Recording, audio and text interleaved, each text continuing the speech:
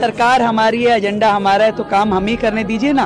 आपको हर चीज में कहने की जरूरत नहीं है। जब हम अधिकारियों के साथ बैठ करके आज की सरकार का फाइनेंशियल स्टेटस देखते हैं तो सारे के सारे सरकारी खजाने खाली दिखाई देते हैं। ऐसा ना हो कि प्रेशर में आप ज्यादा जल्दी आप IQ जो हमारा AIQ है उसको हम IQ जो हमारा AIQ है उसको हम म्यूजिक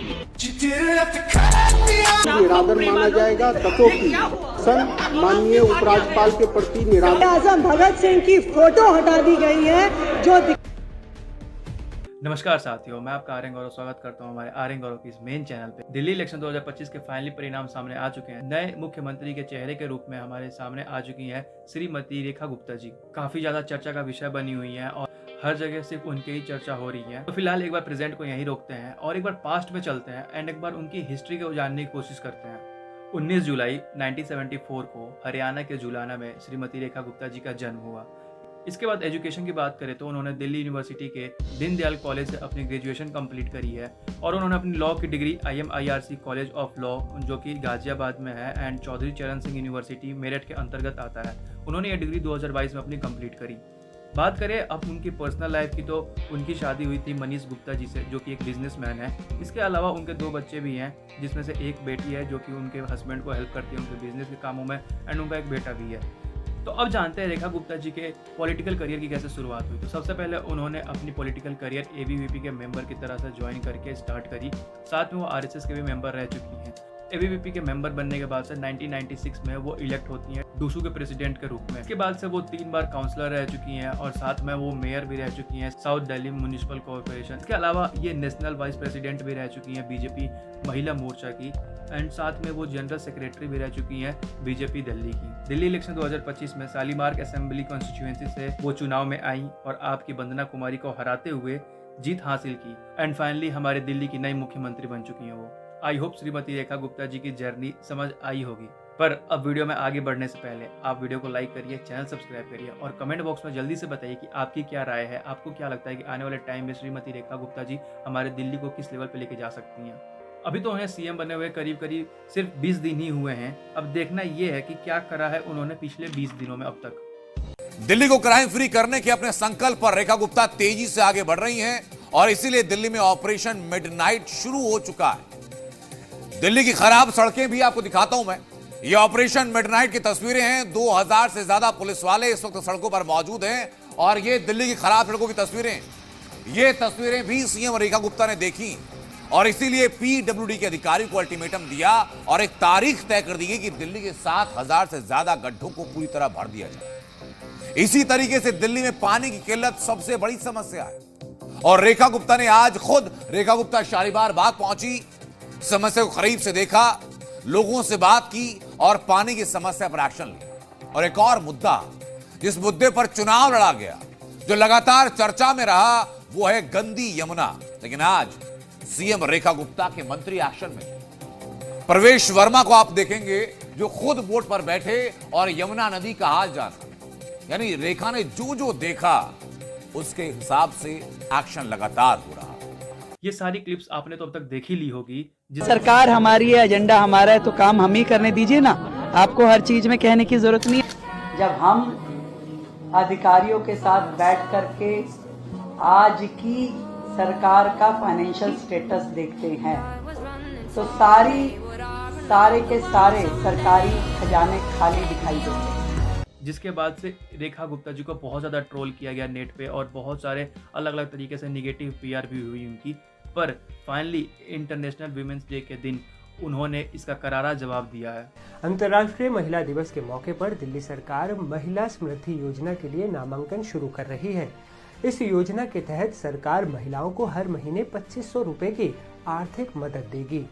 बीजेपी इसे महिला दिवस पर शुरू कर अपने वादे को मुहर लगाना चाहती। CM मैडम ने जवाब तो दे दिया, पर एक क्वेश्चन जो सबके मन में उठ रही है ये कि मैनिफेस्टो के टाइम पे तो कोई भी इस तरह का टर्म्स एंड कंडीशन किसी ने नहीं बताया था कि जिससे फिर ये फाइनल किया जाएगा किसको मिलेगा एंड किसको नहीं मिलेगा। तो फिर अब ये अचानक नए टर्म्स एंड कंडीशंस क्यों अप्लाई होने को कह रहे हैं ये।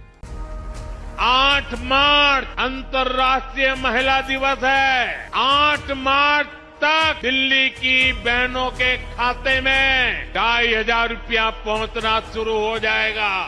जो जानकारी आ रही है सामने, दिल्ली में महिला समृद्धि योजना पर बड़ी खबर है। महिला समृद्धि योजना के लिए कई शर्तें तय की जा सकती हैं।